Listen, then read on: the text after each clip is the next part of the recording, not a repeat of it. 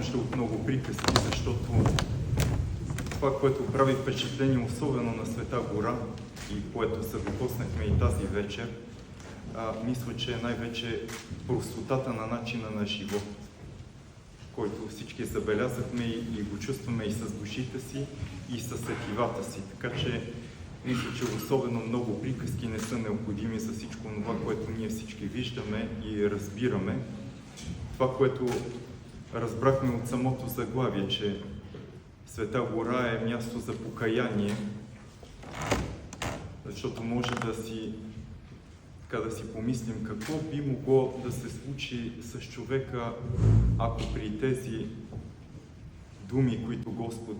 го призова: Адаме, къде си? И беше ясно казано, че Господ е знаел много добре къде е, но от него очаквал покаяние. Какво би станало, ако Адам в този миг се беше покаял за всичко това, което извърши, за грехопадението? Така или иначе това не се случи в този момент, но ние всички сме призовани към това да се покаем в нашия живот. Филма почни с това, че всеки на своето място, където и да се намира, на Света гора, в манастири, в света, женени, мъже, жени, всички имаме това задължение да се покаем за нашите лични грехове, да осмислим живота си и да преживеем всичко това, защото в този филм, макар и толкова много часове, в кратце даден, преживяхме много неща. И разпятие, и възкресение, и пострижение, трудове, монашески трапези, всичко това, което има в един кратък период от време да може да се съпреживее в един филм. Това, което мога да кажа, от гледна точка на заснемането на филма, все повече и повече виждам каква голяма необходимост има от това всички онези хора, които забелязваме в нашия живот, нашите близки и онези, които пък са по-особено печатани от Господа с някакви благодатни свои дарования, да ги има запечатани. Аз, когато съм бил в манастира, много пъти и в младостта си съм се дразнал хора, които идват да снимат служби,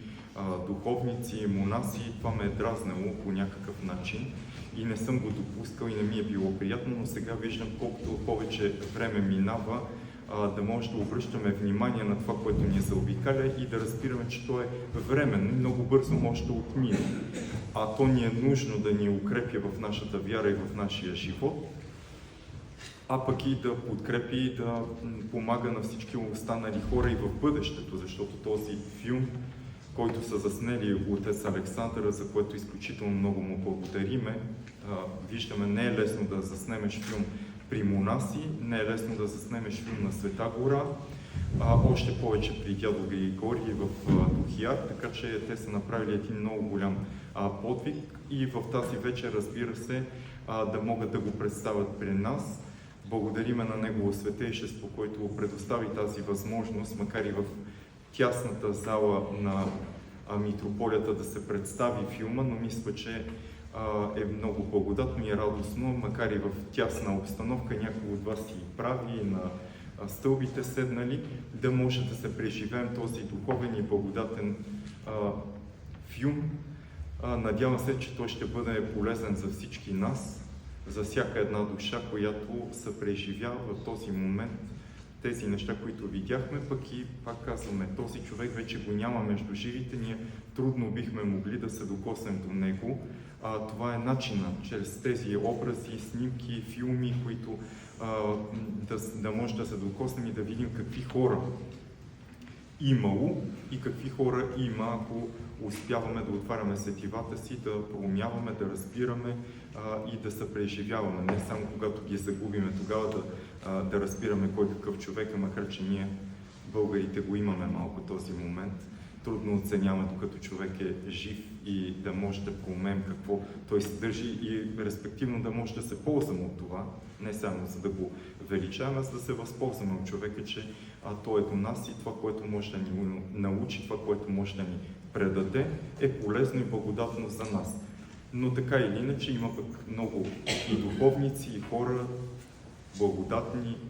святи, които вече са си отходили и ако имаме възможност да се докоснем до тях, както сега с този филм. За нас е голямо благословение, голяма радост. Още един път да благодариме на Отеца за неговия труд.